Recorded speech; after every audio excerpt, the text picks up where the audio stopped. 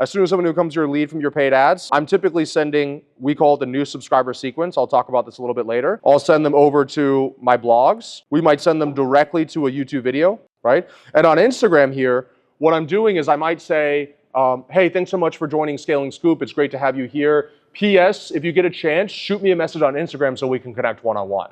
So then I have a link that takes them directly to my inbox inside of Instagram where they can then send me a message. And now that's another way that my setting team can have a conversation with these people. And also hopefully they follow me on Instagram as well there, right? And then after your new subscriber sequence, which could be 1 to 5 emails, then you'll start doing your weekly email blasts that you send out to people. And those are gonna be a combination of, calls to action, more blog posts and YouTube videos, social proof, et cetera, right? And then up here, of course, you have the rest of your funnel, whether it's a low ticket funnel, a call funnel. I'll just put a call funnel here and then sale. But of course, for the majority of people, what happens is they run, let's say, paid to sale, and they have, let's say, of the people that become leads that turn into a client, let's say you have 3% of people, right? That's pretty, if you run the numbers of like a 50% opt-in rate, a 10% call rate, 80% show rate, blah, blah, blah, you get around 3%.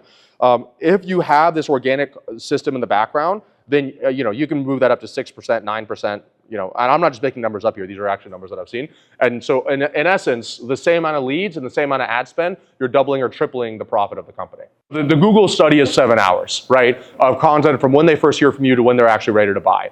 Ultimately, you're not trying to say, I need a certain amount of time for them to incubate. You're essentially just trying to deliver enough value with a subtle call to action frequently enough that whenever they are, it's like a crock pot, whenever they are ready to be eaten, they're ready to go, then there's, okay, let me just click this link in this email right here. So, in our Hyros journey, there's people that we closed today that were 3 years ago, they had become a lead of ours. They've just been consuming content the entire time, which I probably wouldn't have gotten that lead if I was doing the typical ad to call funnel to call and, oh, they didn't book a call. Let's try to call them 5 times in the first couple of days. They don't answer. Let's move on to the next new lead that's coming in.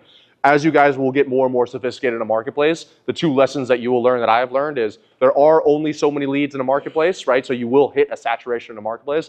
And second of all, there also are so many buying clients in a marketplace. So we'll talk about that later, but instead of always focusing on front-end sales, how do you get a back-end sales team to be creating 30, 40, 50% of your revenue every single month so you're not so dependent on this machine that you built up front? But what happens that I've seen is most people try to only optimize for the people that are ready to go right then and there, which is whatever, they say the top 3 to 5% of a marketplace.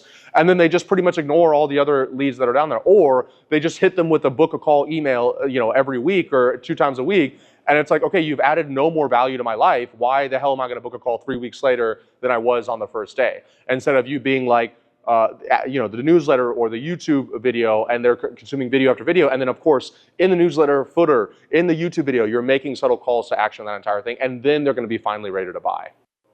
I don't, there's a lot of things that Grant Cardone does that I don't necessarily agree with. But one thing I heard him say at the first ever event I went to, the second 10X, was if they don't know you, they can't flow you, right? So like you got to be there and be known to actually generate that sale.